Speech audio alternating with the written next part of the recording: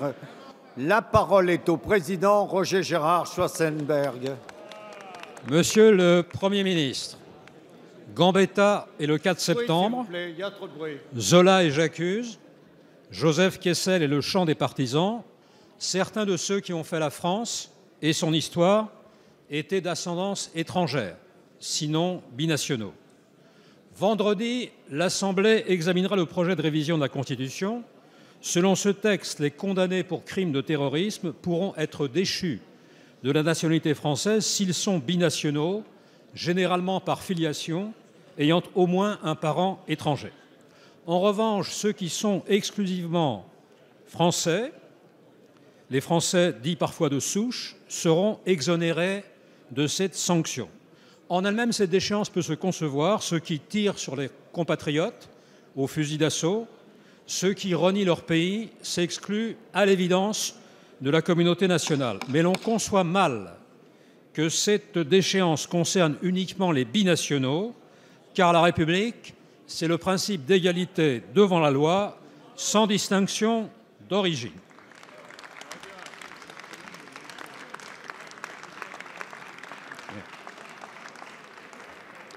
Donc, Monsieur le Premier ministre, je pense qu'il serait utile, par rapport à cette situation difficile, de ne pas établir une distinction entre deux catégories de Français, comme semble le faire le texte actuel, dans sa rédaction actuelle, qui peut sans doute évoluer. Pour éviter une telle disparité, mieux vaudrait une autre solution, la dégradation civique, qui a été redénommée interdiction des droits civiques, civils et de famille, par le nouveau Code pénal. Les auteurs de crimes terroristes encourent cette peine complémentaire qui peut s'ajouter à la réclusion criminelle.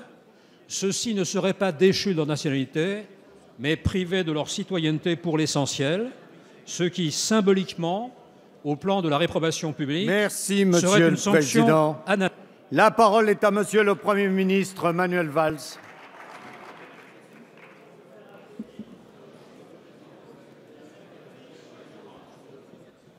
Monsieur le Président, vous allez bien, chers collègues? Monsieur le Président, Mesdames et Messieurs les députés collègues d'agglomération, c'est ce que je voulais dire. J'entends sa voix et ses interpellations régulièrement. Monsieur le Président Schwarzenberg, nous vivons, la France, les Français, une situation particulière qui nous oblige. Les attaques terroristes que nous avons connues en 2005, les attentats qui ont été déjoués, le ministre de l'Intérieur le rappelle régulièrement, la vidéo postée par l'État islamique, par Daesh, ce week-end encore, rappelle l'état de menace qui pèse sur notre pays, sur nos compatriotes, mais aussi sur de nombreux pays. C'est ça que nous devons, et vous l'avez, avoir à l'esprit.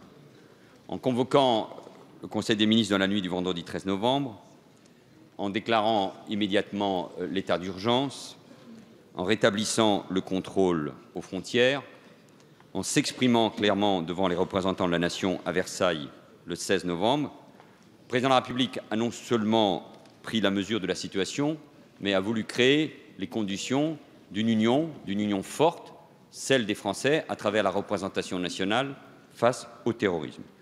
De nombreuses mesures ont été décidées, je ne les rappelle pas, pour soutenir nos forces de sécurité. Des projets sont prévus, engagés, préparés de longue date. Je pense au texte de loi de procédure pénale et de lutte contre la criminalité, mais qui trouvera, je n'en doute pas un seul instant, des convergences constructives avec la proposition de loi préparée par le président de la commission des lois du Sénat, avec l'ancien garde des Sceaux, M. Mercier, parce que là aussi, nous pouvons avancer, je n'en doute pas, ensemble. Lutter contre le terrorisme, c'est bien sûr agir au niveau préventif. C'est agir en donnant plus de moyens aux services de renseignement. C'est agir en maintenant un niveau d'alerte particulièrement élevé. La révision constitutionnelle proposée par le chef de l'État devant le Congrès fait partie des réponses que nous devons apporter. Je veux le rappeler, il n'y a pas qu'un seul article, il n'y a pas qu'une seule mesure.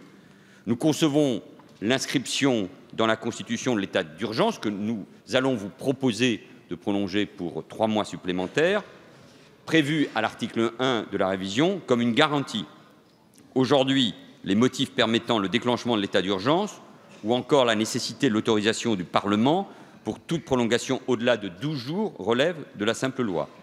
Désormais, ces deux garanties essentielles seront protégées par la Constitution. Vous évoquez la question de l'article 2, nous aurons le débat, relatif à la déchéance de la nationalité. Vous nous avez fait part de votre réflexion, il y a encore un instant, avec des rappels heureux, nécessaires dans notre histoire, et vous l'avez fait lors des rencontres organisées à l'Élysée vendredi dernier avec les principaux responsables politiques du pays et les groupes représentés au Parlement. Et je veux vous remercier, chacun d'ailleurs, pour votre contribution à ce débat. Je sais que vous avez vous-même beaucoup travaillé sur cette question et que votre analyse est toujours d'une extrême finesse. Comme vous le savez, je me rendrai demain devant la commission des lois à l'Assemblée nationale, invité par le président Urvoas, commission des lois dont vous êtes vous-même membre. Car il revient à vous, parlementaires, représentants de la nation, de décider, in fine. C'est le rôle du Parlement. Cette responsabilité, celle du constituant en l'occurrence, je sais que chacun sur ces bancs la mesure pleinement. Il n'est aucunement dans l'intention du président de la République, du gouvernement, de viser telle ou telle catégorie de citoyens.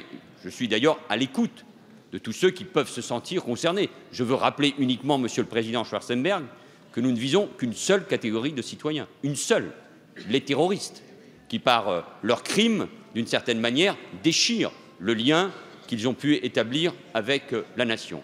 Je ferai demain des propositions, après toute cette phase de consultation, pour permettre, car c'est la mission que le Président de la République m'a donnée, le rassemblement le plus large. Rassemblement le plus large qui doit se faire avec le souci de respecter pleinement l'engagement du Président de la République pris devant les Français, c'est-à-dire devant le Congrès, et de faire en sorte que cette écriture, cet article 2, comme l'autre, rassemble le plus largement. Chacun face au pays doit prendre ses responsabilités. Moi, Monsieur Schwarzenberg, je les prendrai pleinement demain. Merci, Monsieur le Premier ministre.